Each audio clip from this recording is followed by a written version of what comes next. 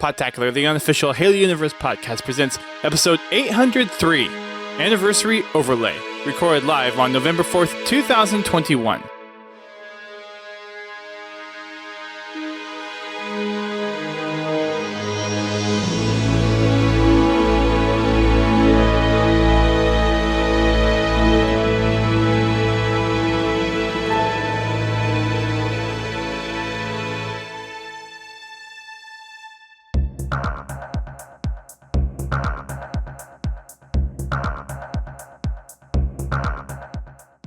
Hello everyone, welcome to Podtacular, the unofficial Halo Universe podcast. I am one of your co-hosts, Duststorm.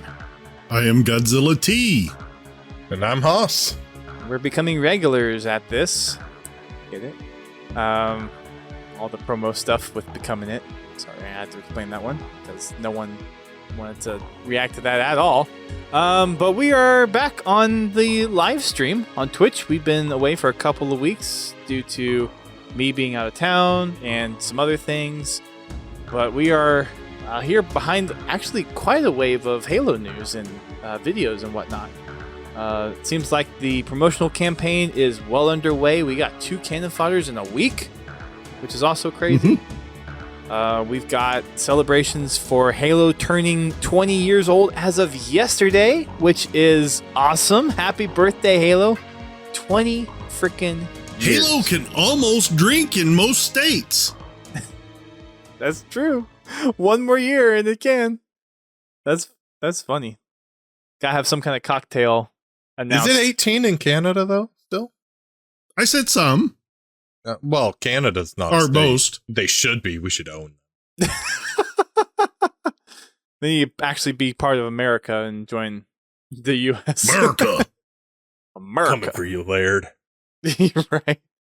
Laird, Shyway, Green Skull, Minolta, Yep. Canuck. All the Canucks up there. So as of yesterday, since we're recording this podcast on the 4th, Halo is now 20 years old, which is just insane to think about. Which makes me feel older than I am. That's what, a third of your lifespan? How does Not okay, hold on. quite. How Jesus, is how Halo? old do you think I am? I know you're not that old. How is Halo 20? The first one came out November 15th of 01. Was it 15th? Yeah. Then why are No, we putting Xbox is 20. Oh, okay. Xbox is 20. Sorry. That was a day and date release, wasn't it? I thought they were okay. Now I'm gonna search the original Xbox. That's what I'm doing too. Halo or Xbox release. Xbox original release. November 15th. Yeah, we're So 11 days premature here, fellas. Why I was confused by the post yesterday then. Never mind. We are We are 11 days away. Pins add to the bingo card when Dustin gets a Halo fact wrong. But leave it, I'm here to keep these two in check. That's what I'm here for. Yes. Haas is I was following his lead. Okay, November 15th. We are 2 weeks early. I'm sorry. But regardless, there is Xbox and Halo turning 20 years old celebrations, and they made a post yesterday about the 20-year celebration. So that's my bad. I'm sorry. You can call me a non-Halo fan. Scrub. Pleb. Fake. A hack. Fake news. Halo 2 is 17-5 days. Yeah. Yep. So there we go. It's almost old enough to vote. Oh, man. Old enough to drink and old enough to vote.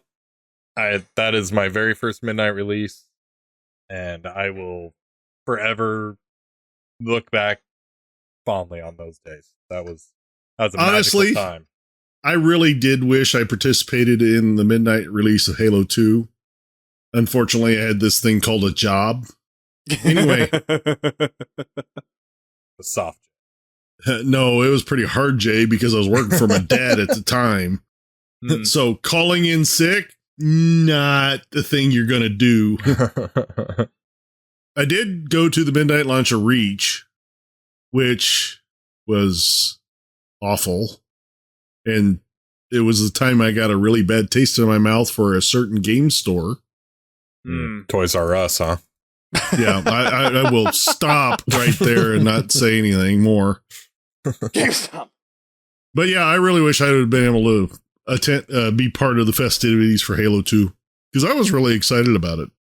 Yeah, I've done every minute. This is going to be my first not midnight release at a store for a Halo game. It's going to be weird, or launch party midnight release because I did the ODST and Reach at now it's called the Mopop, but the EMP, formerly known GameStop for 2, 3, like it's gonna. 5 was down at the Seattle Microsoft store. MCC was GameStop. It's gonna be weird. It's a new era for sure. Yeah, I think we're seeing that a lot.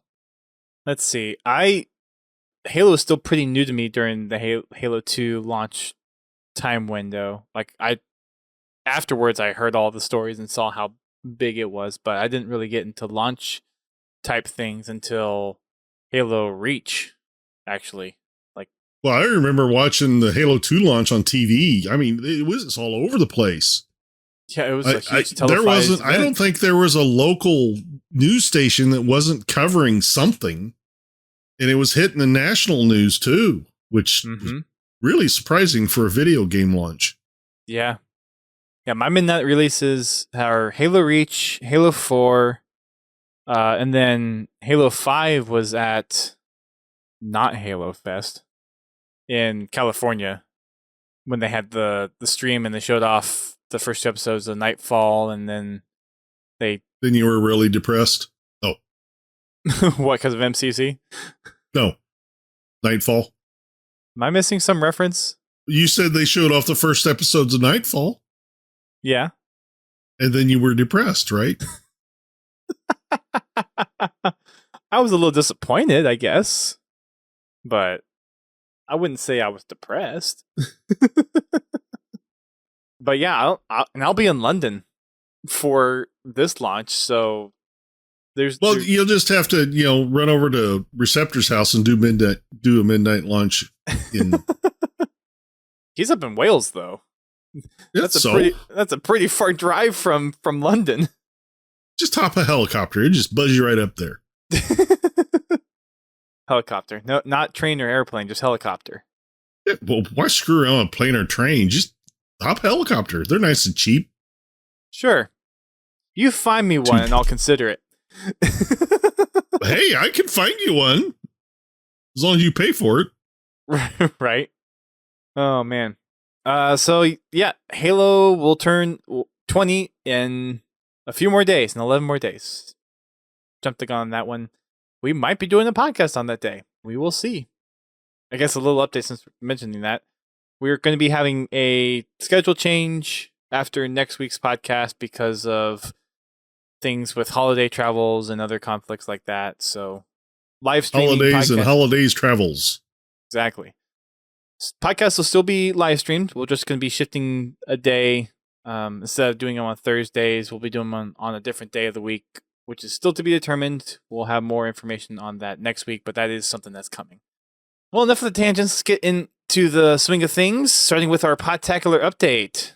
GT, how has been the Fragrant Friday for the last couple of weeks? Oh, it's been pretty good. We've been doing Halo 5. Very good. Last week we did kind of just a free-for-all and did mostly Super Fiesta. We did play some Castle Wars. Had a lot of fun with that. Very good. Actually had some really good flag runs too. Nice. Yeah. Any more progress? Although I have to say, teammates need to learn what the horn, the beep means when you eat. That means get out of the way. Means get out of the way. Not jump in front of the Warthog Stellar. Oh, Pillar. That's funny. Yeah, somebody had a problem with running in front of my Warthog repeatedly. That's doesn't usually help. No. Fewer bodies does not contribute to succeeding in matches. Anyways. But anyway. Yeah. Let's see what we do the week before that. We did Halo 5 again. Yeah. the week before that as well. So seems to be the popular thing at the moment. all in all, pretty good time. Well, last week we kind of forgot to put up the polls, so I flipped a coin. Hey, that works. I was away. I didn't put up the poll, and I didn't either because I was at work. Yep. And totally forgot to do that. Yep. Haas, what's your excuse? Oh. Does he know the protocol? Yeah, life just in general. And to follow up on that, for tomorrow, we are actually going to be playing the final maps in the Fiesta Frenzy Forge contest, which is preluding our tournament, which is next weekend. We have picked the top 3. The finalists have been picked. Forge Hub will be making that announcement tomorrow. So by the time you're listening to this on download, you actually may already know what the maps are. But we have the top 3 selected. Well, top 10, and then we have the top 3 placings. Fun little fact, the top 2 were tied for points, and the 3rd and 4th were tied for points. So we actually had to break it down by most number of high votes for those maps. So very close races for the Forge contest, which was very interesting to hear that it was really that close. We got some new gifted subs from Pins, as normal. 10 gifted subs. He's up to 248 gifted subs. Pins, you are crazy. We got Quillbill. GT, you have a sub now. And his cosplays. Well, geez, I'll have to use my Prime sub somewhere else now. Oh. Yeah, those Prime subs, they'll sneak away. Haas, you have a sub now. Woo! Ghost, Speg, Samples, Liquid Phantom, Rets, and Gamer Pino. So thank you, Pins. So you now have a sub, whether you wanted it or not.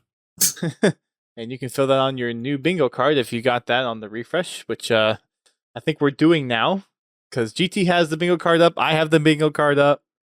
Yeah. So that's happening now. On the company commendation side of things, we have 15 of our next commendation that we need, which is Lucky. Cluster Luck, Last Shot, Sayonara, or Fastball medals. We only need 15. We're so freaking close on those. And then we need 74, Forgot to Pay the Toll, which is kill the driver of a moving vehicle by sniping them. And then we've got the bottom 4. Killing Spartans with grenades, killing an enemy Spartan with a ground vehicle, killing Marines, and killing enemies with shoulder bashes. So we're almost closing in on the next commendation. 15 away. Almost. Out of 3,000. Will we make it? Nope. Not before Infinite, but our next 2 we might make before Infinite comes. Might. We might. We'll have to see what happens. On the Achieving Halo side of things, we've been going through the Season 8 challenges and unlocking all the customizations in the exchange. So we'll still continue to do that over the next few weeks. In case people didn't hear it, the deadline for the multiplayer matchmaking-based achievements on the 360 titles has been extended to a month out.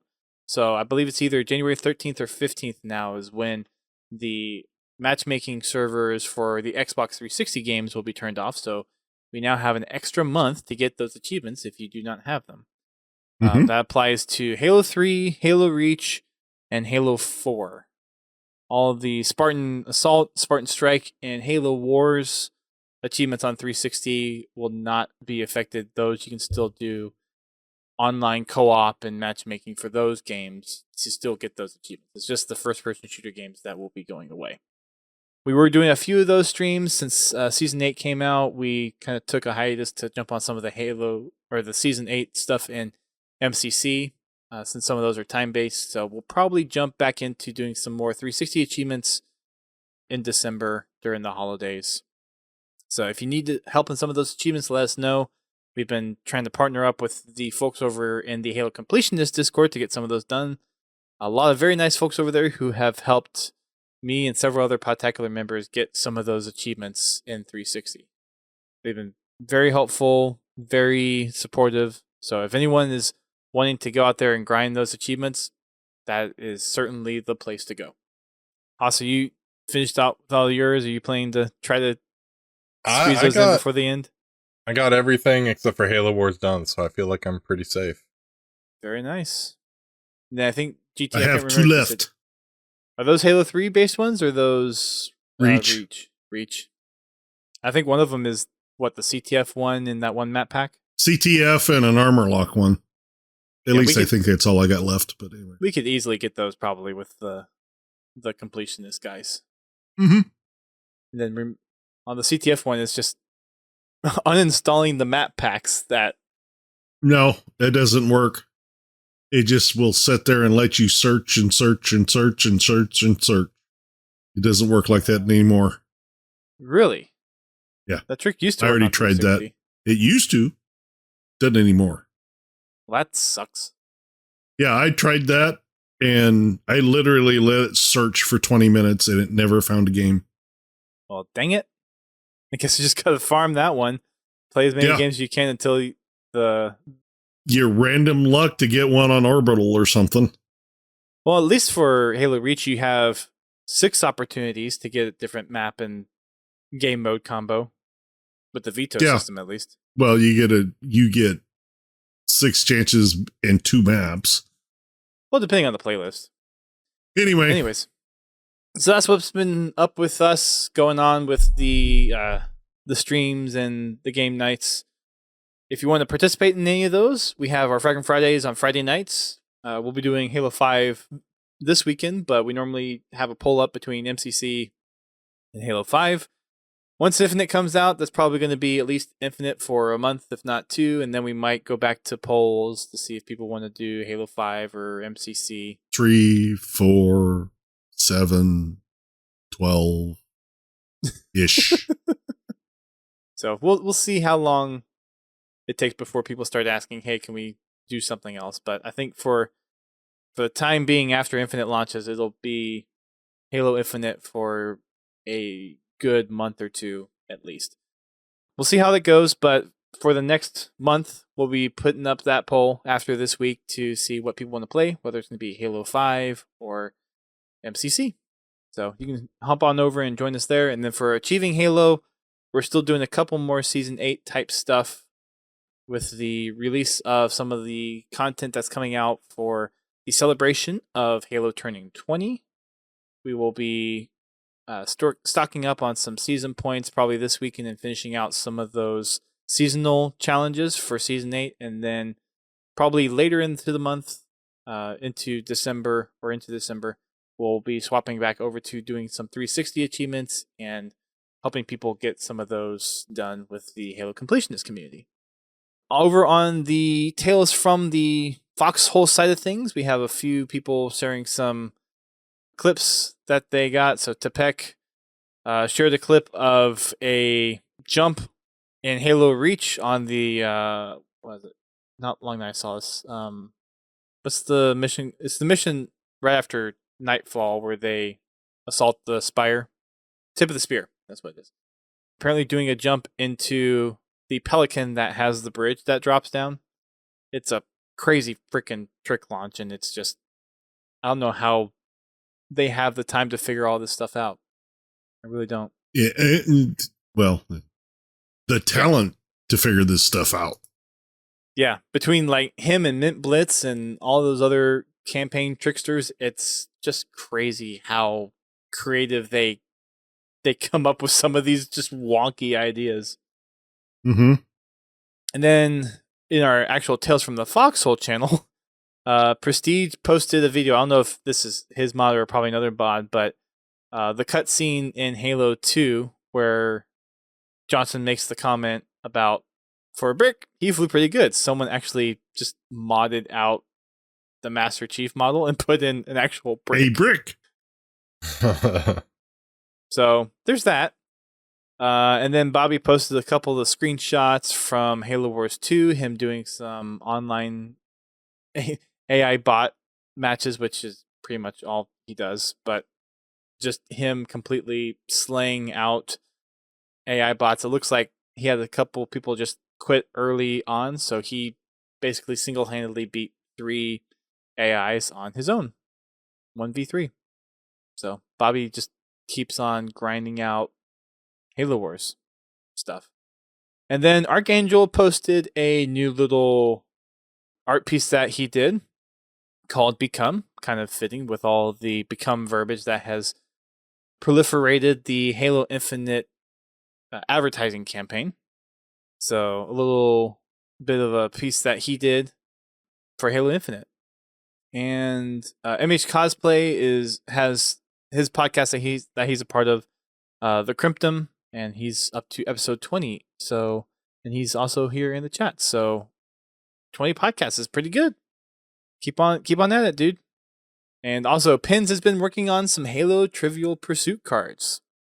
Are you going to bring those to our 20th anniversary dinner, wherever that ends up being, Pins? in 4 years? So that'll be cool. And that's all we got for the community creations and Tales from the Foxhole side of things. Haas, have you been doing anything Halo related before we get into the Halo news specifically? Just following the news right now. It's been pretty difficult to go back to the older games since the flights. Just they've had their time in the sun, and now it's ready for that new experience. There you go. Well, we are just shy of a month away from Infinite, so hopefully that'll bring some or quench some thirst for some new games for you. Right. Mr. Is COD live yet? In the chat.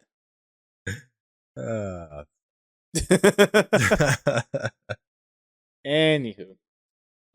So before we get into the major news, let's go ahead and take a look at some playlist updates, which I don't actually remember seeing anything anywhere. CGT, you found? I fired up Halo 5 and looked. Yeah, because they actually haven't posted them yet. Yeah, I didn't see anything new for MCC either, so. Yeah. I don't know what's up with that. For Halo 5, we have Community Slayer in, and then we have Ranked Free-For-All in the Ranked playlist.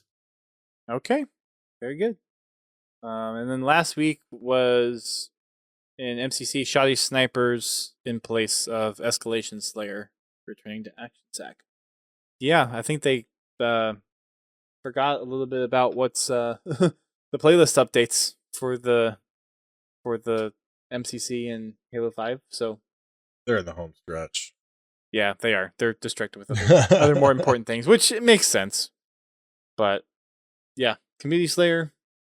And then I guess someone could launch MCC and see what MCC is on now.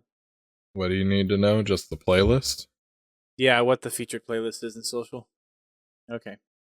On the MCC dev and flight updates, the last post that we actually had was from last week, right before Halloween.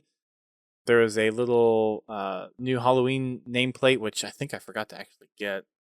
Oops.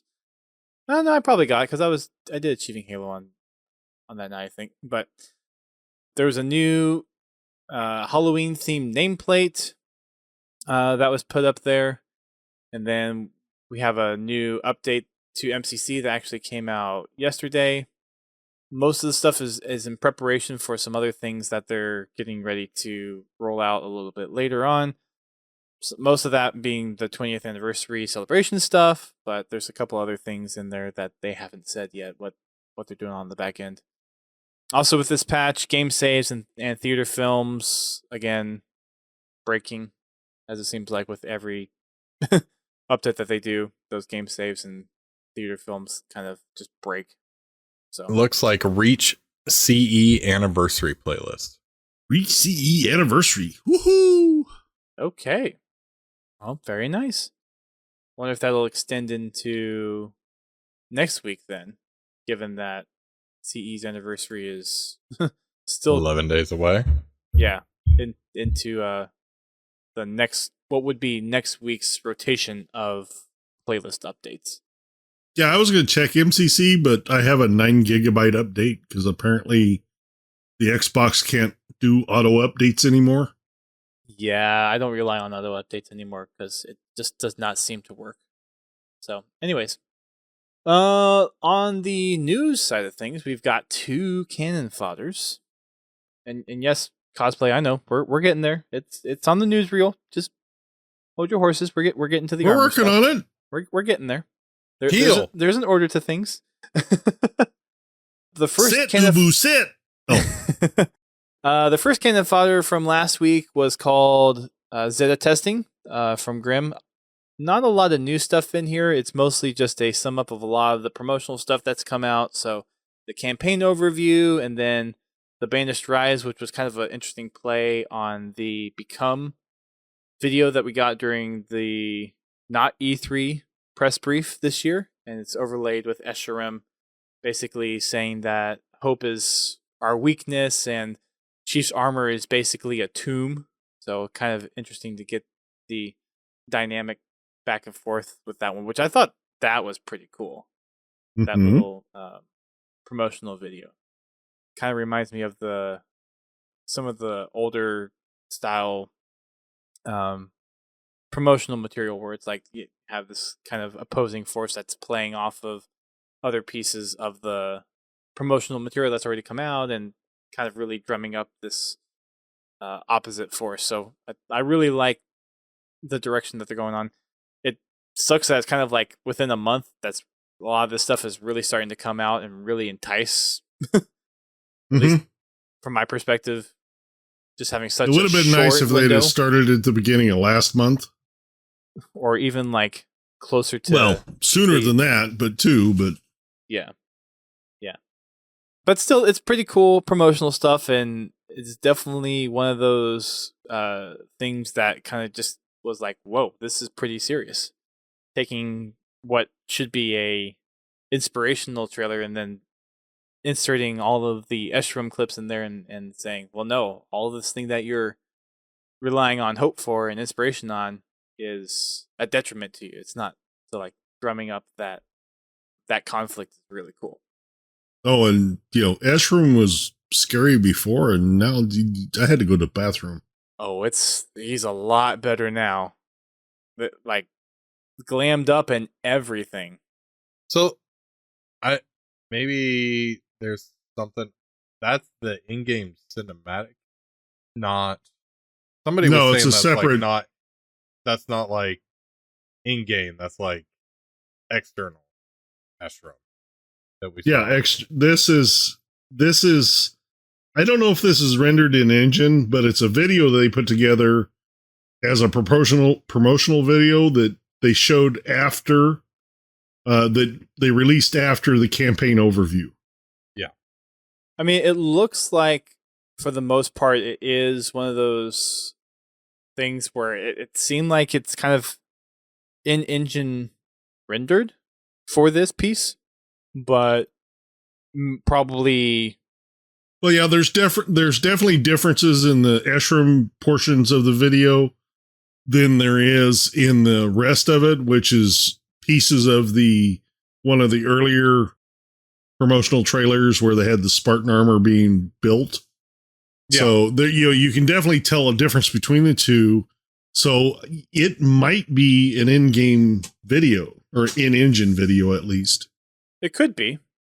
I mean, it's hard to tell without having a lot of other campaign footage to compare it to, but It certainly looks like it could be in engine, and it's just there's a little bit more detail that they did specifically for this piece that might not be in what we're going to experience with the game when we actually get our hands on it. Or maybe it does just look that good, because from the campaign overview that we saw last week, it was a vast improvement over what we got last year. So it could very well be from engine.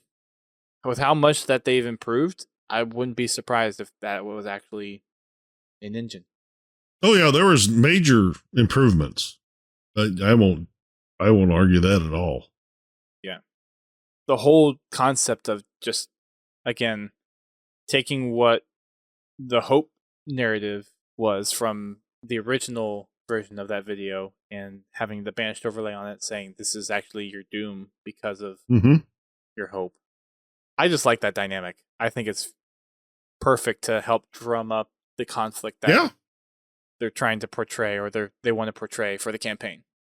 Yeah, they're trying to generate that hopelessness. So, yeah, definitely. Good video, 343. We love it. And then the rest of the Canon Fodder just kind of goes over a few other things that have come out. So there's Divine Wind, which is out now, which, yes, that's another book now that I'm behind on. Got 4 books. For those of you that have a bingo card, he is now officially behind another book because I have completed it. I have marked that off on my bingo card because I do have it on my bingo card. I have 4 books to finish before Infinite comes out, which is basically at this point a book a week. We'll see how quickly that goes. And then there's a couple other things, a couple new screenshots in here. One of them piloting a Banshee, another one of a forward operating base. And there's a little tidbit in here which Grim drops that I think might be of important note for those lore enthusiasts. Make sure you take back every UNSC forward operating base you can. Rumor has it they all have stories to tell. So if you really want to dive into that lore aspect, taking all those bases back, while not necessarily to complete the game, will glean some interesting little story tidbits. And I wonder how much of that's going to play into the whole narrative of what happened to Cortana. I have a feeling that's where they're going to come up. I don't know. I can see them intermixing it with the regular story, especially the first part of the campaign. Yeah, I'm not saying that they won't at all bring it into the mainline story, but other little supporting tidbits that might kind of enhance some of those discoveries or things that get brought up just from the mainline story and just add that depth and further complexity into it, which as a lore definitely looking forward to it. Yeah. Pins, just realized trying to get all those documented is going to be horribly difficult. Yeah, you might want to pre get that timeline updated, Pins, before you start running through the campaign. Have it open, that way you can just fill it out while you go along. It's going to be recording and then like pausing the game, going back, listening to the recording, typing it all up in the spreadsheet. It's going to take Pin 3 months to finish the campaign because he's going to try to get every base, every piece of lore. That isn't a bad idea. You're giving him ideas. Oh, that's funny. We've got a few spoiler-free reviews from Hidden Xperia and Sacred Icon Halo. And we also have a Troy Denning interview with the Game Dev Breakdown YouTube channel as well.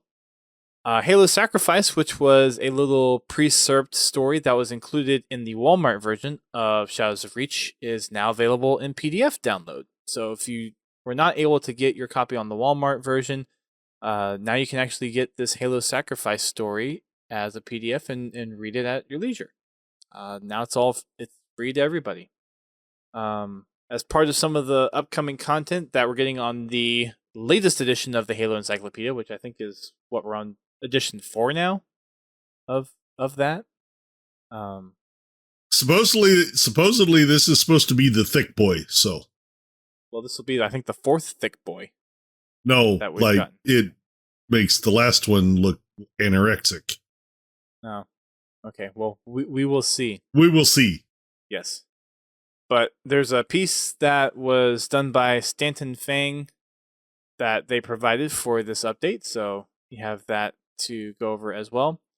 And then with the new part of Waypoint coming, there's a lot of the universe content stuff on the current version of Waypoint that will actually not be making it over. And Grim has put out there that Halopedia has been archiving all of the Canon Fodders and universe stuff, so there will be a copy of all that over on Halopedia for all the lore nerds. I have not Pins because it's part of Shadows of Reach, which is I haven't read yet. So no, I haven't read that yet. So that's it for the first Canon Fodder. The second Canon Fodder just came out yesterday. This is kind of in tandem with the anniversary announcement that they made yesterday. This goes over some of the history of the armor that we're getting in MCC.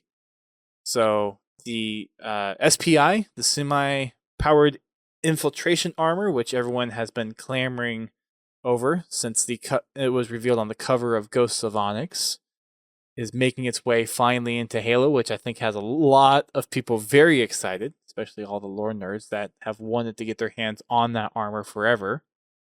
So everyone who has been clamoring for that, you can thank 343 for finally making that a reality. There is a little bit of history on that suit. If you really want to dig into it, though, Ghost of Onyx goes over that armor a lot. What its purpose was, kind of being a more lightweight makeshift armor for the Spartan 3s. That didn't have cheaper armor. Yeah. Didn't have all of the bells and whistles that the Mjolnir class armor did. And it was definitely cheaper because at the time the Spartan 3s were considered a lot more disposable than the Spartan 2s. Of course, all of the technology that came from the Orion program, the Spartan 2 program, and Spartan 3s kind of all culminated into what we know today as the Spartan 4s. So a little bit of detail of the history behind these armors is in this update. There's also the Orion armor, which is going to be part of Halo 2 Anniversary customization, which we haven't seen customization for Halo 2 Anniversary in quite some time. Mm-hmm. But that is the original armor that we saw during the Halo CE presentation. Like way back in the OG presentation when it was supposed to be Mac. Yeah. So that's now coming to MCC as a full-fledged piece of armor for Halo 2 Anniversary. So that's a good throwback. I wish those were just given to us, not behind season points. Yeah, I have issue with the season point system in there. I get that it's a free pass every, month and free content that they're giving, but I just feel like it you have to play in ways that isn't how certain people want to play to get those points and get all those unlocks done, and especially since these are going to be timed. But it seems like these are going to rotate throughout the year. But I'm still a little bummed that those weren't just kind of like given to us as part of the celebration, that they have to be earned. Like if they were going to earn them, play a match of CE or something, simple. I mean, that's what those challenges are, though. Like, there's pretty simple challenges in MCC that include campaign. Like, well, that's what I'm saying. Is like you can only get 12 points or something, 5 points. I don't know. I mean, you have different challenges have different amount of points, and then each rank you go up also gets you a point as well. So that's only for the first 100 ranks. After that, you do not get unlocked points. I mean, if someone's maxed out, then yeah, unfortunately, you don't get the XP points anymore. But I mean, there's at least like 10 to 12 points worth of challenges that you could do every week. And heck, we get like 7 or 8 of them in 2 hours of playing Achieving Halo every week. So they're not difficult to get. I get what you mean, though. I'm not saying that they're difficult. I'm just saying, like, I don't want to play 5 firefight. That's not how I want to play my Halo. Yeah. Yeah. I just want to play what I want to play. You'll really love the Season Pass system in Infinite because they take that to a whole nother level. Oh boy, don't I know it. Yeah. I hope they change that. I think it's too late for them to change it for launch, but I really hope they change that. Yeah, I hope it's early that they get that swapped, because that's a big misstep, I think, on their part. Yep. Miscalculation. Everything else around the Battle Pass, I think, is great, except for that part. Yeah. No progression due to completion of the games. It's all based on challenges, which is stupid. But that's just me. Anyways. And then there's also a new little series called UNSC Archives. This first one is called Unspoken, which is about a soldier basically addressing a family of one of his basically battle buddies that he knew in combat, telling them that his son was proud and always thought of them, and that they were actually part of a secret mission that eventually led to acquiring shield technology that got incorporated into the Spartan program. So Yep. I'm curious to see what else they do with these little videos. It's not directly tied to the game story at all, as some people have which is pointed out kinda on cool. Twitter. Yeah, I'm definitely getting nods to the Halo 3 ad campaign. yes. With The Believe campaign. Starting with the Eshram, it reminds me of the Halo 3 Prophet trailer where he's like, "You are all demons," blah blah blah blah blah. And then this You definitely are reminds all of me you, of Superman. the Believe ads. So definitely seeing the direction they're going and who they're nodding to, which I think for a lot of people is Honestly, very welcomed. Of all the ad campaigns, Halo 3 is probably the one I enjoyed the most. Oh yeah, I mean, Even though it very didn't fun. really have anything to do with the game. It didn't talk about the game at all. It just was a hype train for the game. Yep. And that's okay. We don't need everything spoiled. No, we don't. And honestly, this supplementary material can still hype people up. I know, like, there's been people that are like, "This doesn't relate to Infinite at all. Why would this hype me up?" It's like, that's not the point. I mean, we're not saying do the hunt the truth, but type of disconnection. But they're not. They're. I mean, Hunt the Truth was trying to like be. This is what's going on in the game. Where this obviously, thankfully, is not trying to say this is what's happening in the game. This is just supplementary, like, material around Halo. Which is I always looked at Hunt the Truth as additional story. It touched on the game, but it really didn't give a lot away about the game. Of course, the story changed, but anyway, I just felt misled. Yeah. Well, yeah, I did. Well, I didn't feel misled with Hunt the Truth. The actual advertising for the game is where I felt misled. I felt a little misled because they did kind of advertise it as this is kind of a prelude or a reasoning into some of the stuff that we are going to get in Halo 5. And there was a little bit because they mentioned the whole Guardian Like stuff, I said, but a little bit.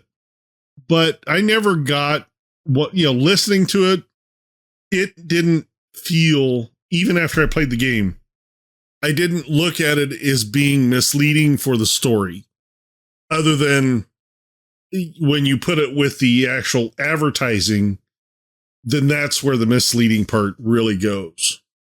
For me, at least.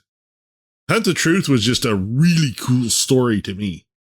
Oh, it definitely is. And I mean, we obviously loved it because we did a podcast of it right after it came out with Toa Freak. But yeah, it definitely was one of those things where I felt like 343 was trying to force that, hey, this is part of the whole drum up to the actual story. Whereas something like I Love Bees, that was definitely more of a play on more of an advertising campaign and wasn't directly connected with the campaign.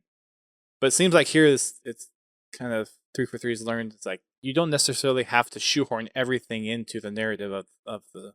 No, it just has to be related somehow. They're talking about the Halo universe as a whole, not about Infinite. Mm-hmm.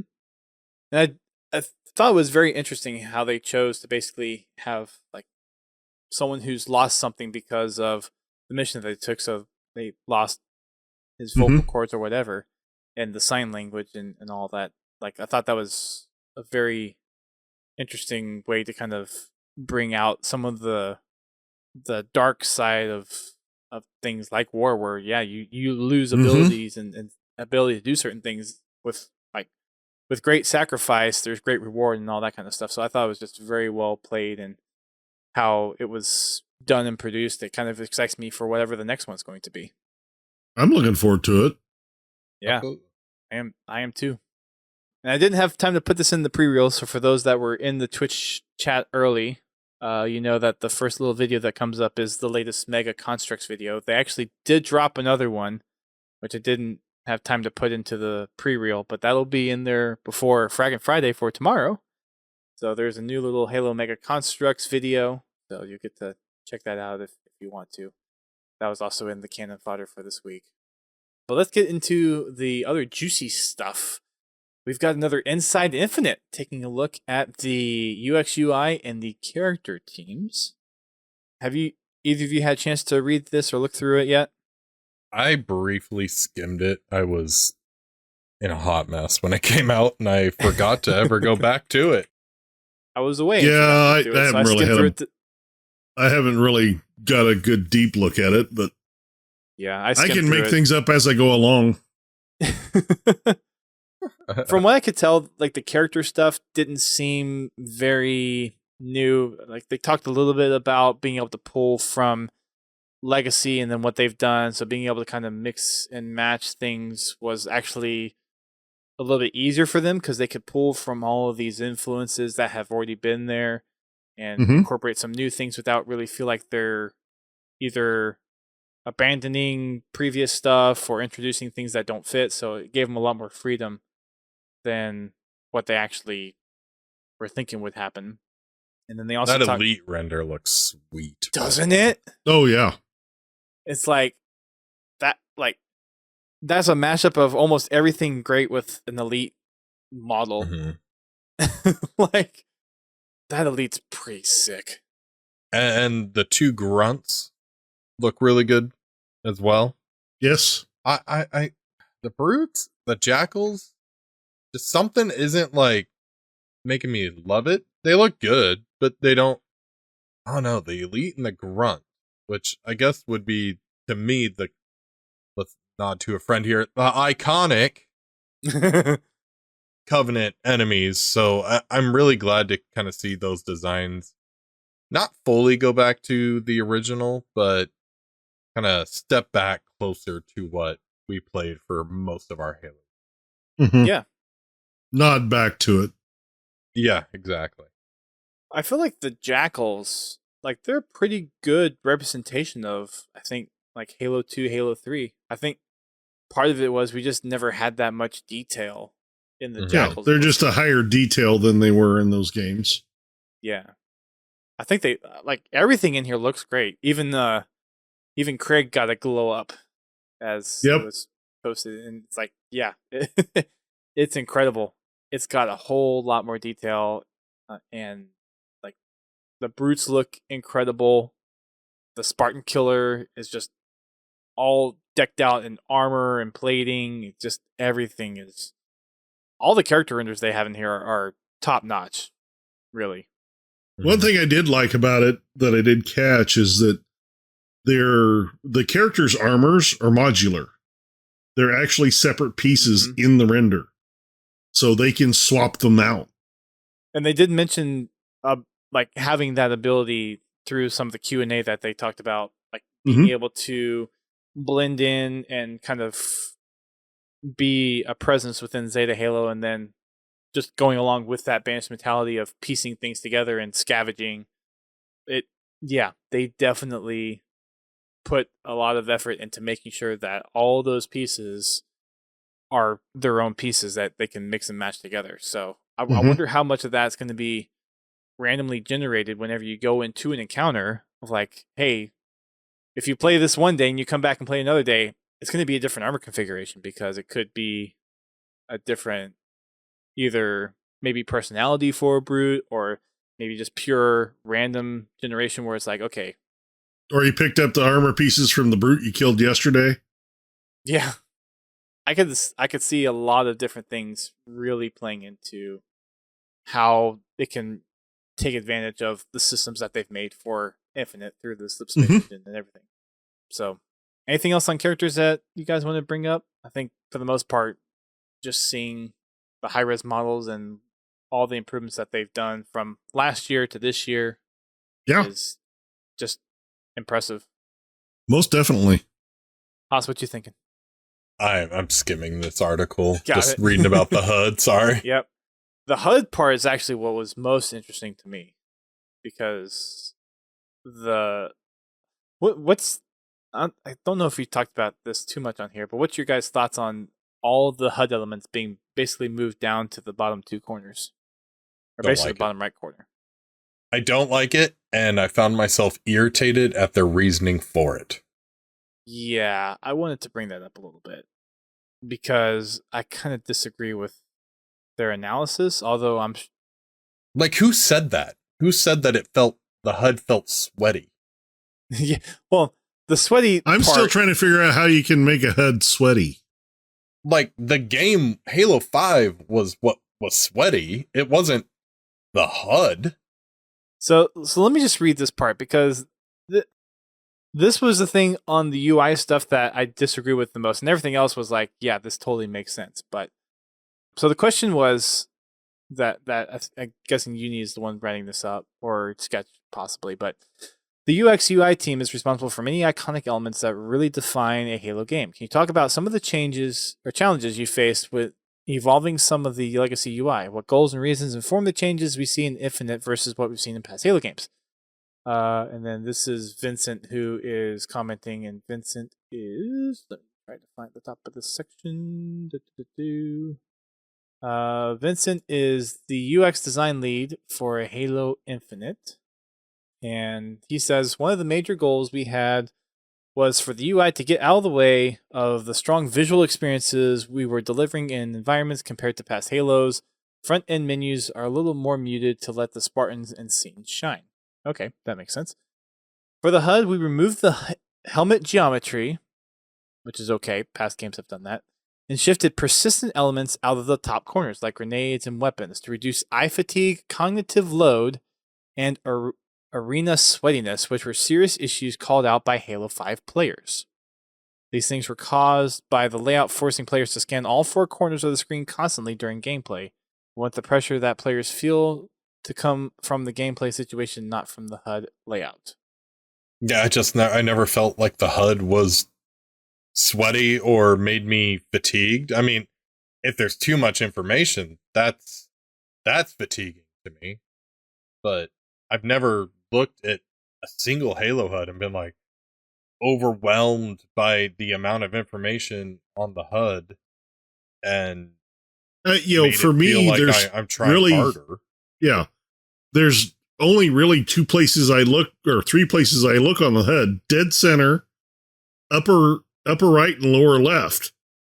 I don't scan all four corners. Yeah. But I take that back. I'm looking all over the screen for targets. So I don't understand the eye fatigue. Like, who gave them that feedback? That's all. Like, honestly, that is what I want to know. Like, how many people actually gave them that feedback?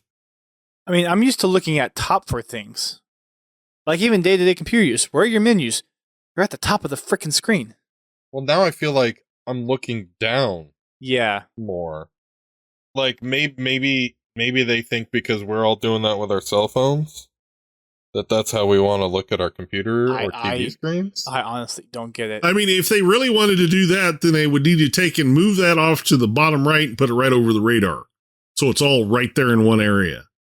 I think it's I've never heard someone say that the UI contributes to the sweatiness of Arena. And I've never heard that for any game. I've never heard it being called out by any Halo 5 players like, as a serious issue. Like, if you compare it to other games, a lot of other games, they have the radar or mini-map on the top left corner, and then your gun and your score or whatever along the bottom. But, like, there's still... I mean, Halo has trained me to look up. Yes. Like, when I've played Fortnite, it feels weird to look down at the weapons on the bottom. I'm okay with the energy shield placement. I mean, even though it's the same spot it's it's still in the always same been. place it's always been. Except for Halo 2. Except for Halo 2. Well, yeah, okay. Halo 1 and 2. Yeah. Well, Halo 1, it was still on the top of on the top of the top of the screen. It was off to the right. I don't know, something just feels a lot more natural of looking up and looking back. Mm-hmm. Well, how do you check your mirror when you're driving? Looking up. Or looking you to look the side. up and to the right. I mean, I know we're not going to get it, but I would really like some clarification on that. But no, I would honestly, I don't need any clarification. I would just like to have the option to put the stuff where I want it. Yeah. That'd be nice. If they want to really combat fatigue, let the player choose where they put the HUD elements. Yeah. I mean, heck, you have all the armor is customizable as far as what you can swap in and out. Why not do that with the HUD element? I think we are planning to bring some player customizable elements into our HUD, so stay tuned. Yeah. The only thing I really have a problem with is the grenade and equipment things. It's difficult to tell how many pieces of each you have. I mean, usually telling what you have available, at the pull of the trigger is easy, but what do you have? Are you carrying frags and plasmas, or are you carrying frags and shock grenades, or there's nothing there to tell you what the other grenade is. Same with equipment. You have to cycle through the equipment to know what you have. Which is less player info and, again, more sweaty. I don't even hate the HUD. It doesn't feel natural to me as a Halo player. Like I said, it's weird. I can go to other games and I'll be perfectly fine. But as this has been one of the most, if not the most dominant game I've ever played, there's just certain things that you just kind of expect to be in certain places, and it's not. It feels weird. It feels very weird. I'd almost like to say, okay, put weapon in top left or top right, put the grenades and equipment in the other corner, and leave the radar down the bottom. That would be the perfect layout to me, honestly. We have that in other Halo games. Well, and then the scoreboard goes along the bottom of your screen too. Yeah, everything is pushed into these tight corners, and it's all bottom third. The nice thing about having those elements spaced out is you know where to look for what specific piece of information you're looking for. Whereas now, if I'm going to the bottom screen, I have to sort through everything that's in there to find the specific piece of information that I want, and visually, that's busy. That's a waste of time. In a way, that's sweaty because it's okay, you have to be able to mentally process all that information that's just staring you in this one little small box. I honestly don't get the reasoning behind this. Yeah, I think it's definitely not that reason, at least. Yeah. And to Cosplay's point, those icons are very small. Yes. I mean, along with the medals. Yeah. There's way too much packed in there. It almost feels too minimalist. Mm-hmm. I feel like a lot of the stuff with Halo Infinite's UIs is very minimal. And I mean, let me rephrase that a little bit. Other Halo games have had minimalistic ways of presenting things, but it feels like it kind of goes together. But given what we've seen in the flights for all the menus, it's all very square, very table-like. It doesn't really flow with a natural aesthetic of the presentation, it feels like. Halo Reach, you had this whole kind of slide in, slide out feature, which was really cool. Halo 3 had a whole set of menu backgrounds and themes that kind of played with different colors of the player list, the menu, the configuring the game options. It all kind of fit in, whereas a lot of these UI elements, at least for the main menu, just to seem to be okay, here is a menu element. Here is another menu element. This is totally separate from all the other things going on in the menu at the moment. At least that's what it feels like. Aside from that, though, a lot of the other stuff that they've talked about on the UI improvements are pretty exciting. I mean, overall, I enjoyed the UI. I mean, it's different than traditional Halo games, but compared to what we've had in the early iteration of MCC and Halo 5, I like it. It seems to be relatively easy to navigate via keyboard, mouse, or controller. I can quickly find what I'm looking for and make adjustments to it. So honestly, for me, don't get me wrong, the niceties of having nice art behind the to fill the back screen and stuff like that, it's great, but for me, UI is very utilitarian. As long as I can find what I want quickly and easily, I'm happy. Because I'm not spending my time playing around in menus. I want to be playing the game. Well, and kind of as we just spoke about, how easy is it to get the information that you're looking for whenever it's all condensed into one corner? Well, like I said, yeah, for that actual that part of it, yes, I have. Like I said before, the only thing I really have a problem with is the grenade and equipment section of that.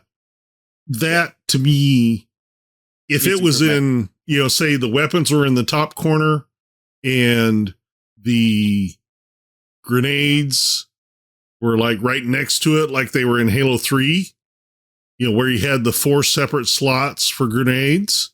Mm-hmm. And then, whatever you were carrying was, lit up and showed you had those grenades, gave you a number right below it, and then you could just tab over to change them. Yep. Same with equipment. Put that down and just below the weapons or down at the bottom of the screen where it is now and expand it out. So when you pick up a piece of equipment, a little icon shows there, says you have this. Just needs to be more information. It's all condensed in one spot. Better displayed. All the information's there, but you've got to thumb through it to find it. Well, it's not all there at the get-go. It's there if you... Well, like I said, if I want to see what grenades I have to cycle through the grenades that I have. If I want to see what pieces of equipment I have to cycle through the pieces of equipment. Right. Where, like the weapons, it shows me my primary is an assault rifle, my backup, my secondary is a sidekick. It gives me an icon on the screen, shows me how much ammunition I have for the equipped weapon. Yep. Which is nice, clear, concise. It's not too busy. It gives me all the information I need to know for my weapons in a glance. I can't do that with grenades or equipment. That's really my only complaint about it. I really don't care that it's at the bottom of the screen. Is it traditional Halo? No, it's not, but it's on the screen. Yeah. I just hope they improve on that. Quickly. Yeah, it definitely seems like a not so great decision on. Because in multiplayer, it's not too bad because in multiplayer you can only hold 1 or 2 pieces of equipment. One piece of equipment. One piece of equipment. Or at least currently, that may change. Right. And you can hold 2 grenade types, which that's not a big, it's a big deal, but it's not game breaking. Because most times you usually remember which grenade you have. But like in campaign, hell, I'm looking at a screenshot here. They got 4 grenades and 3 pieces of equipment. Yep. And we got a raid. Hey, Hayden, how you doing? Hey, Hayden. Thanks for the raid. Add that to my bingo card. I'll have that one. Aside from that UI piece, everything else is pretty cool. The discussion about the Visor OS stuff, which basically all the different elements that you would see as far as like the Warthog dashboard, and then on the back of the AR, the little display there. Mm-hmm. I like the whole idea of all that being kind of tied together into one unified experience as far as UI elements go. So that's pretty cool. Yeah. That also plays into the upgrade menu and the TAC map.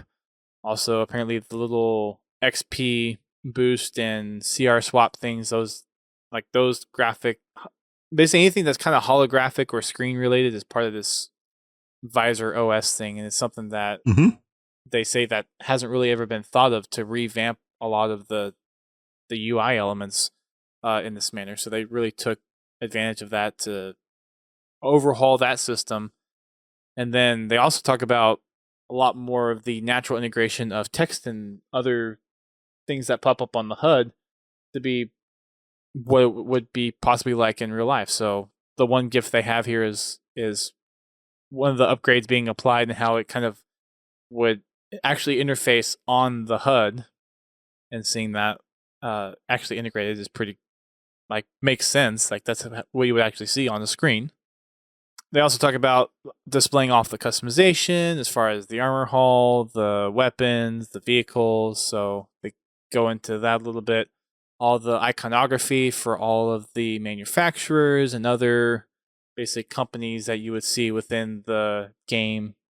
Also, all the decals on the weapons and how each decal was developed on its own. It's not part of the weapon. It's a own separate decal that they detailed out and then applied to the weapon. I thought that was cool. One of the things I've always done in Halo is like whenever there's a cool little piece of art on a item or something, like take the little phone boxes on Blackout from Halo 3. There's a little Windows icon on it, but the detail is so small because it got rendered out in so low quality that you really can't see a lot of detail on it. And same thing with like other printed signs in past Halo games. Like the detail is just literally not there because it got compressed down. But the fact that all of these are detailed graphics that are being applied onto the weapons, I think that's just really cool. Everything that they've done as far as those decals is incredible. I'm looking forward to exploring the armory. They also have released a lot of the before and afters on some of their emblems to kind of clean them up and make them a little easier to distinguish. I like the changes that they've made there. They've also released several of the different weapon manufacturer emblems, which are kind of cool. Halo Canon actually went through and he identified most of them. I think I got 3 of them when I looked at it. I honestly haven't paid that much attention to a lot of them. I know Lethbridge Industrials. I know Mariah Armory. Yeah. I think those are the only 2 I really recognize. Or Mizraya Armory. Yeah, Mizraya. But yeah, it's kind of cool. It's really cool that they're doing this, having this much detail in on the weapons, and they're able to have this much detail.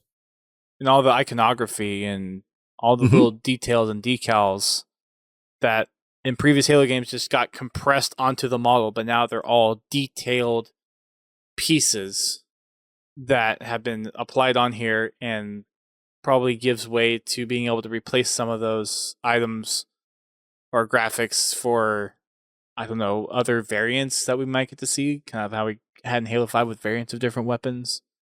Super Fiesta, maybe, coming back. Maybe. In some kind of way or form.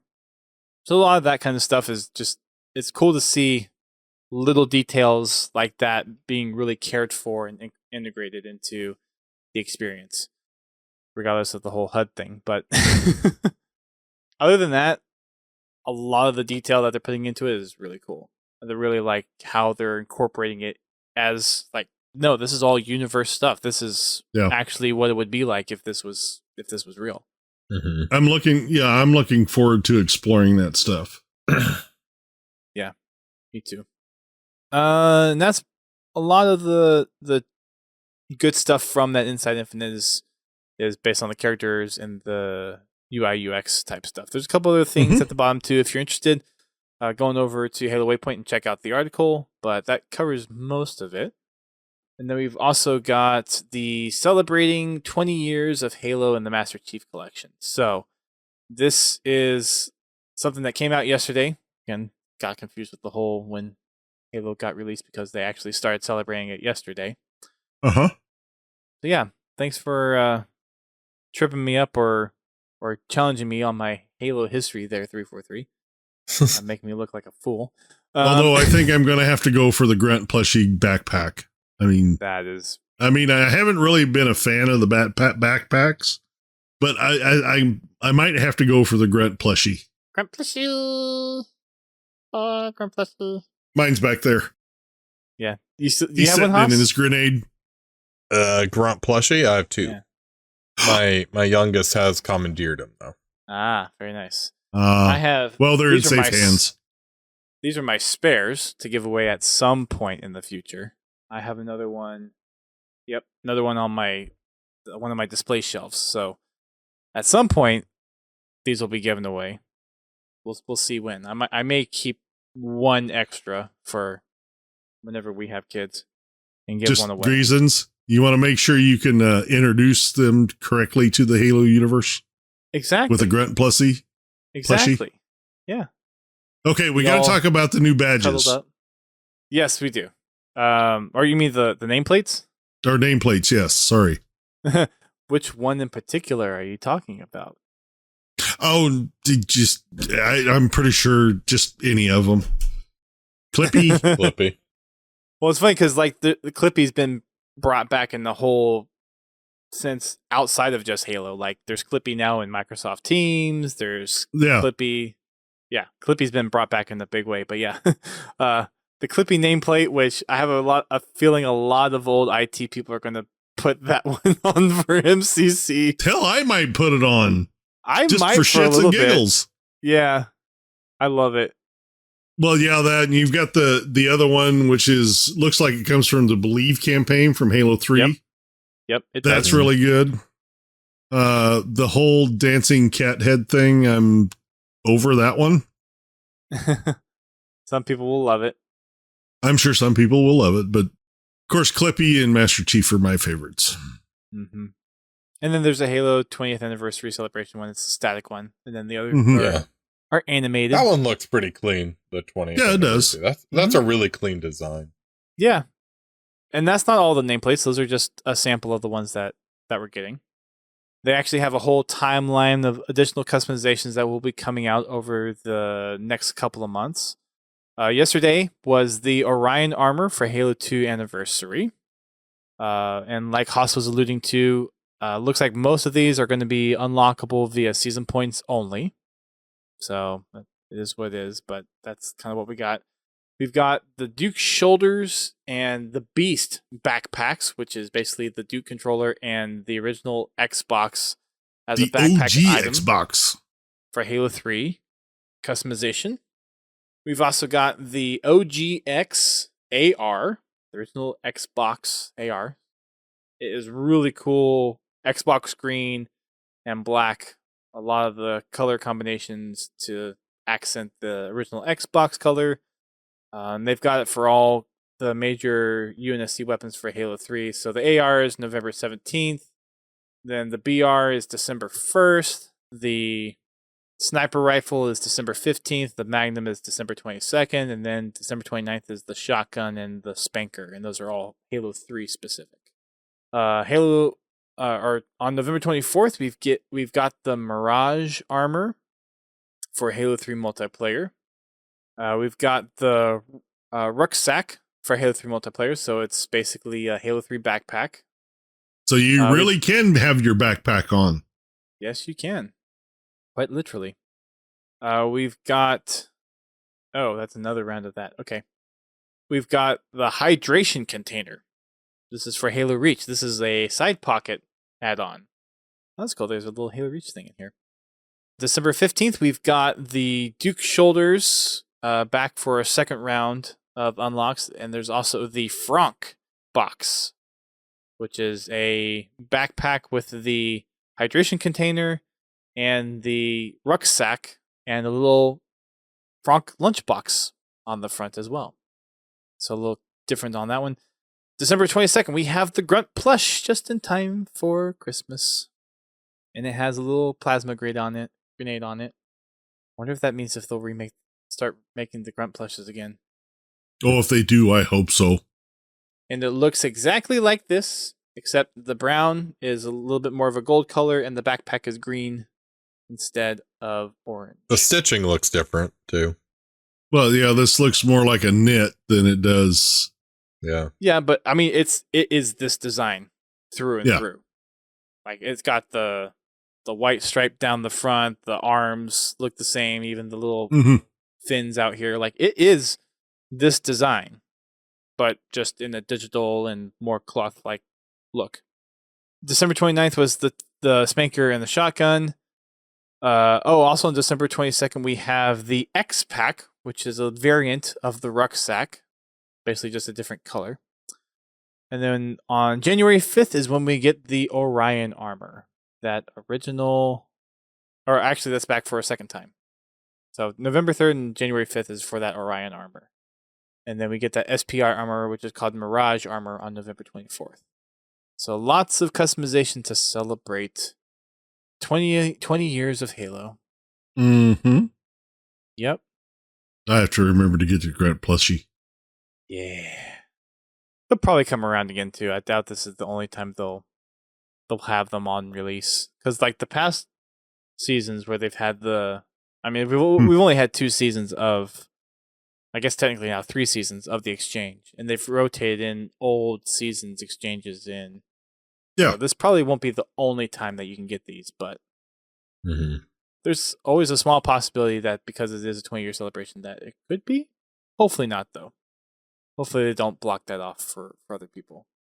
That's all the news that we've got, though. Lots of things that actually came out since we had our last podcast, which we did as a separate podcast because I was out and we had some stuff to talk about with the campaign demo. So GT and I did a separate offline recording for that, and we got that out.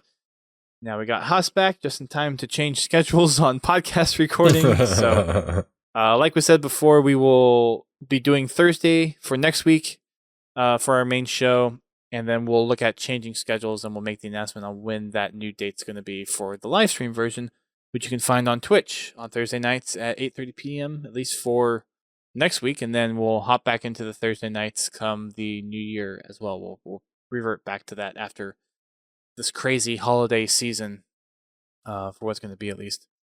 A couple of special announcements before doing the general exit announcements.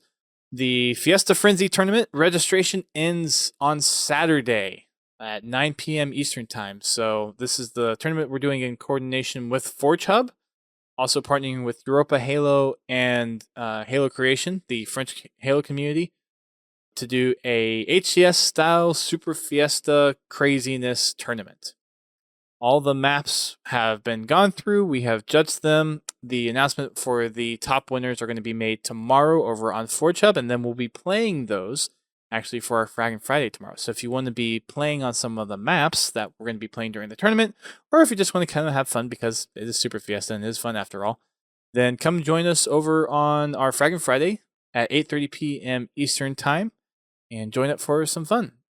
You can also check out the tournament info on our website, podtacular.com. We have a announcement update or announcement post there, along with all of the tournament rules and details that are pertaining to this tournament specifically. This is actually our very first tournament, as far as I can recall, and we're putting up a $2,000 prize pool for it. First place is going to get $1,000 for the whole team, and then second place is $650, and third place is $350. We need at least 8 teams to start. We've got 5 teams registered. I might get this out before Saturday, so if you're listening to this, probably getting close to the deadline, if not already passed. But hopefully we get enough teams to actually kick this thing off, and we'll be doing it the following weekend, starting on November 13th at noon is when we'll kick off the tournament side of things. So that's going to be 9 a.m. Pacific for the tournament start. Oh, you're talking about 4/5 extra live stream. Oh, well. So apparently 4/5 is doing an extra live stream on this Saturday at 8 a.m. Pacific time. So if anyone wants to go over there and support them in their stream, then thanks, Image Cosplay, for the shout out, and feel free to go check them out over there. That would be 11 a.m. Eastern time and 4 p.m. British summertime. Any other announcements you all want to make, or anything you want to mention up before I wrap up the rest of this and we close it out for the night? Nothing from me. I'm all good. Cool. We are, 4 weeks away? 5 weeks. 5 weeks away from Infinite launching. Tick, tick, tick, tick, tick, tick. I am 16 days away from my Xbox. Are we 16? I thought, is that when they were? Mine said it to be here on the 20th. Okay. I think ours are the same day. I couldn't remember if it was 15th or not. Yeah. That'll be crazy. And I'm thinking it's going to go, well, right there where that book is. So you're going to put your Xbox there and hook it up to your monitors from there? I'm thinking I'm going to. Okay. Get those long HDMI cables going. Already got one. All right. I've already got a 10-footer just waiting. But do you have the 4K HDR capture card? I don't have a 4K monitor.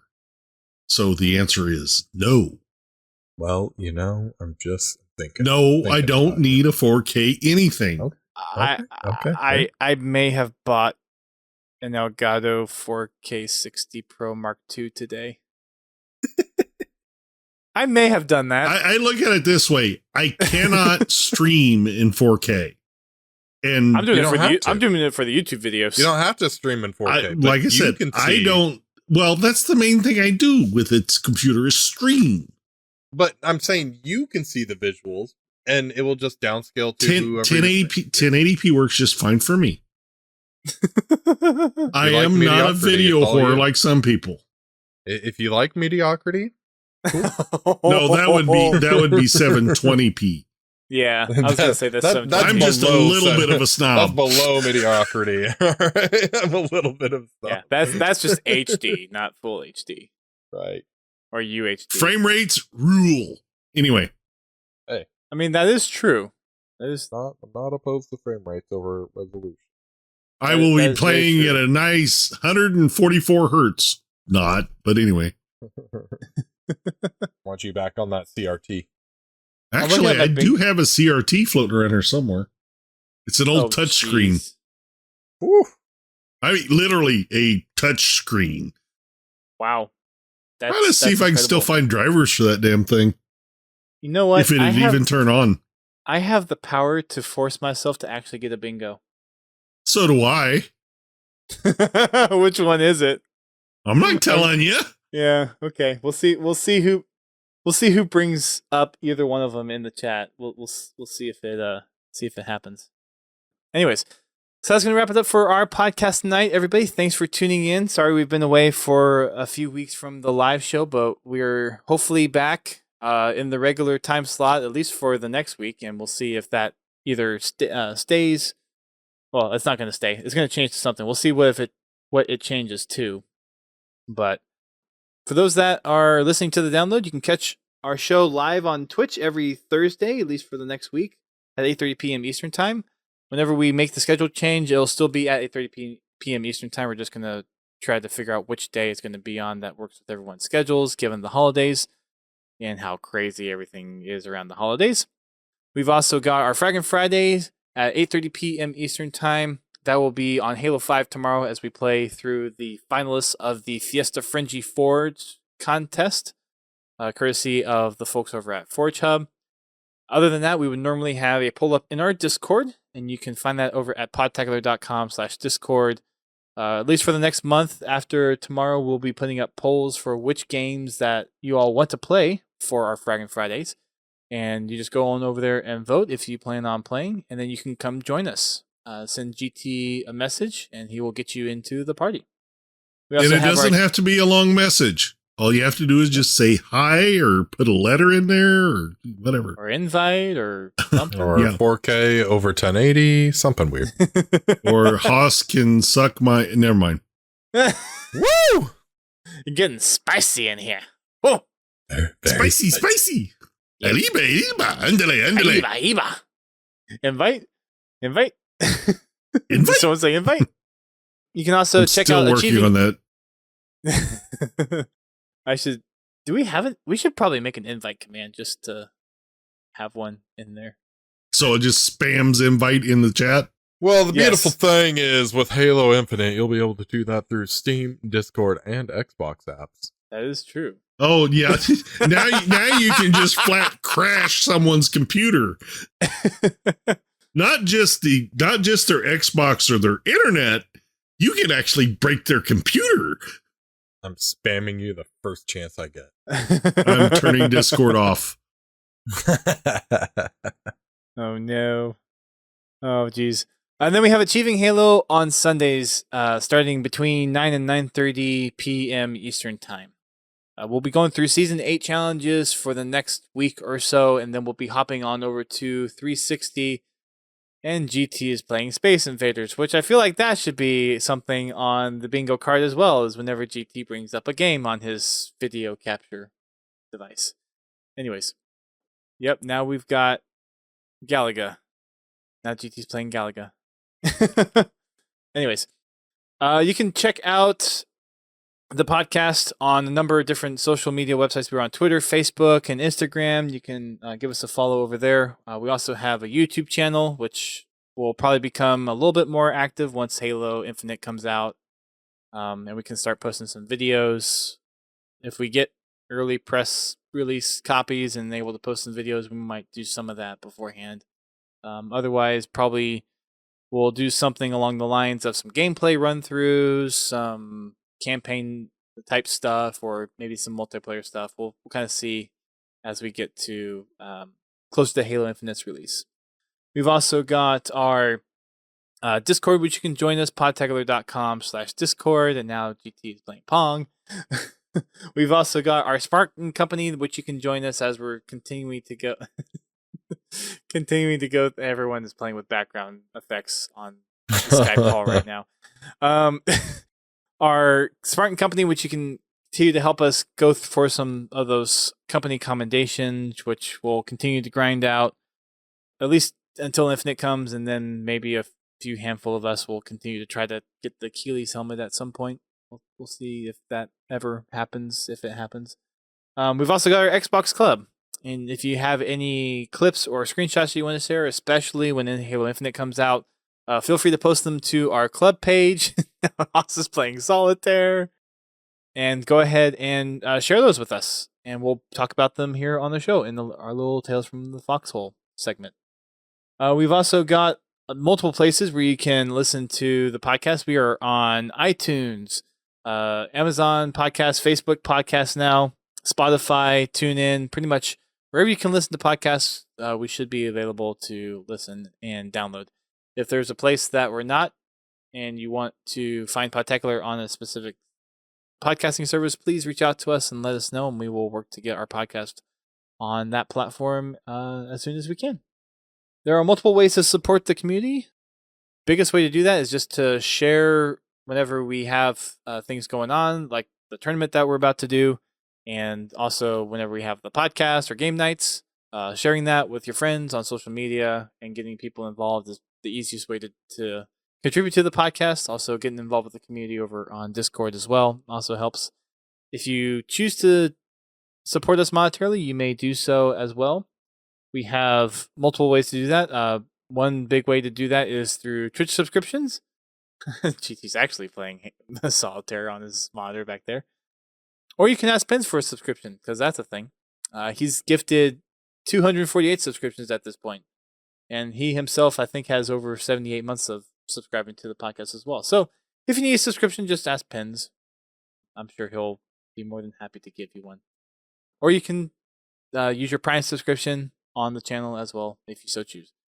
You can also support us on Patreon. We have a Patreon where you can access all of our podcast VODs, show notes, and other little goodies as far as getting some perks like being a guest on the show, getting some Podtacular swag, at least until we actually get a store up and going. We might do that next year.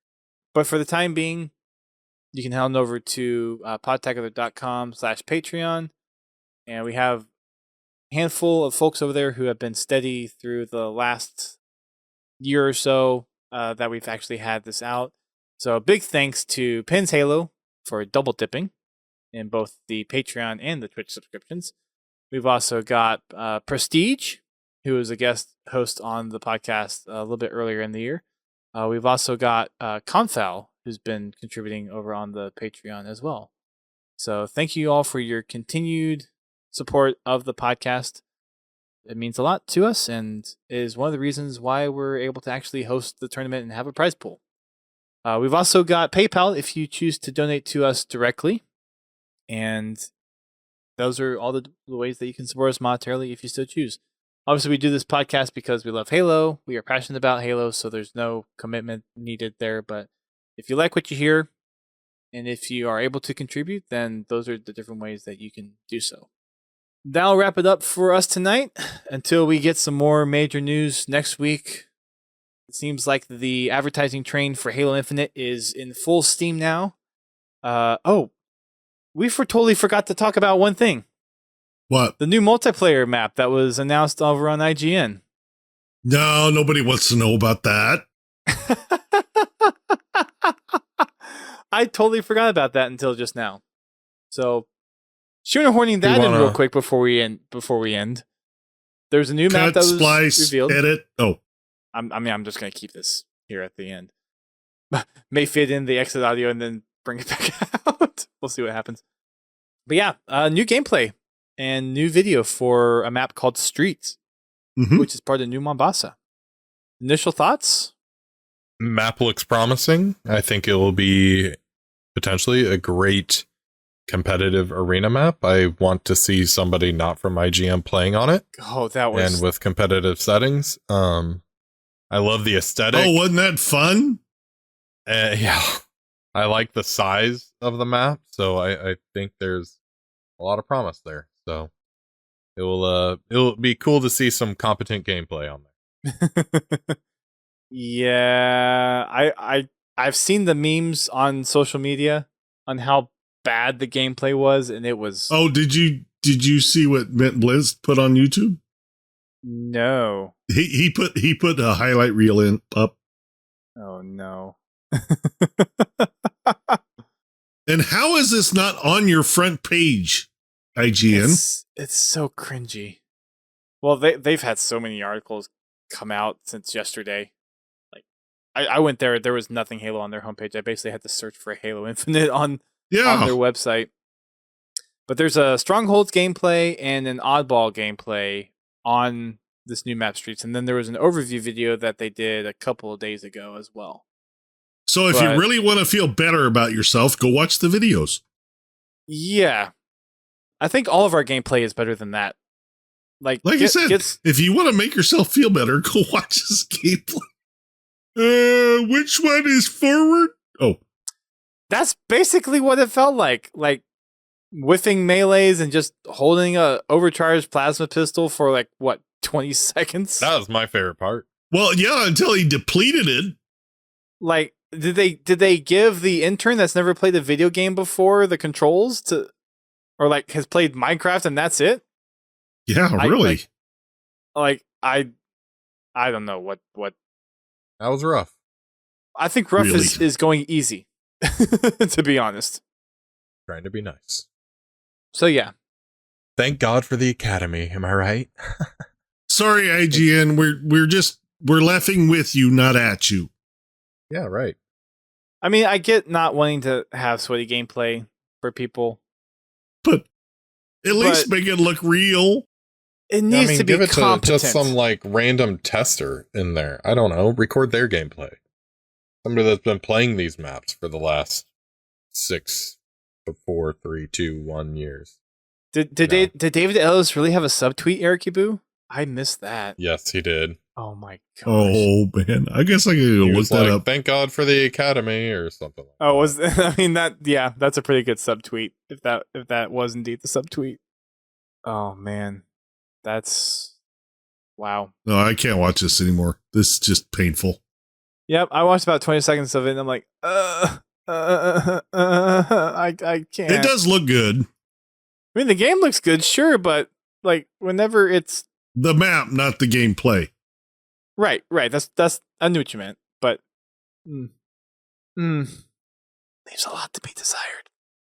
Anyway, I just realized something. What? I haven't seen any advertisements for a primer guide for Halo Infinite yet. Huh? No pre-order or anything. That's a good point. That's kind of curious. Because that's kind of part of my collection. Game primer guide. Yep.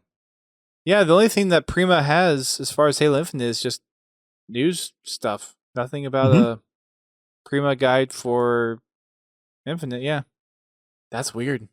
Because there's usually special edition, like Halo Wars 2 had a special edition. Halo 5 Guardians has a special edition. You either have the standard edition soft cover, and then you have the hardback hardcover that gives you all the extra information. and sometimes has like codes in it. Like that'd be a perfect like double XP code thing too. Yeah. Oh, which they had Halo branded Cheez-Its, which I actually bought when we were on our vacation. Yeah, I saw those. Yeah, I had no idea, and I got a box, and I actually have bought, other than the Pringles can that 343 actually gave me. I actually finally bought my first piece of like Halo promotional food items with double XP on it. Finally. Yeah, I still haven't.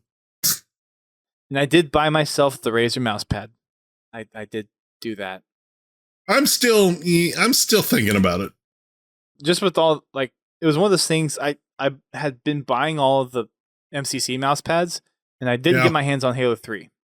And they're like, nowhere. So it's like, well, now I don't have a complete set, so now I don't want to use them. So I bought the Razer mouse pad because it has the light integration. So I figured I've already got a good gaming mouse and keyboard. So a mouse pad that's ultra wide and at least has the color effect. So I can get the color effect at least with the band around the mouse pad without having to invest in a Razer keyboard or mouse. Because the one thing I'm curious about with that Razer keyboard and mouse, since the Series X supports keyboard and mouse, will the effects work? No, they won't.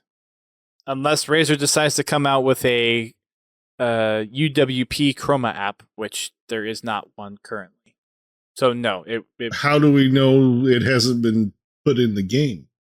I thought they said in that PC overview that your keyboard, mouse, and mouse pad will react to things that are happening in the game. Yeah, through Razer Chroma. But that still means the game has to communicate with Chroma. It uses APIs. That's not on. Like Xbox. I said, it's not on Xbox. How do you know? There's APIs on Xbox. Not those APIs. But anyway. I mean, yes, technically they could be there, but there is a very, very, very, very, very slim chance that they'd be there. Technically, yes, it could be possible, but it's just not there. Just plain and simple. Well, how do you know? You're not the developer. Razer Chroma app to the Xbox Series X. I mean, they might. And us. They might. I've seen weirder things On the Xbox? Like what? Oh, I'd have to go back through my archive. Oh. Anyways. Well, that will wrap it up for us tonight then. Thanks for tuning in, and thanks for sticking with our Into the Podcast tangent. We'll see some of you all tomorrow for Fraggin' Friday, and some of you all next week for our next installment of the Podtacular podcast. But until then, keep on fragging the trucks.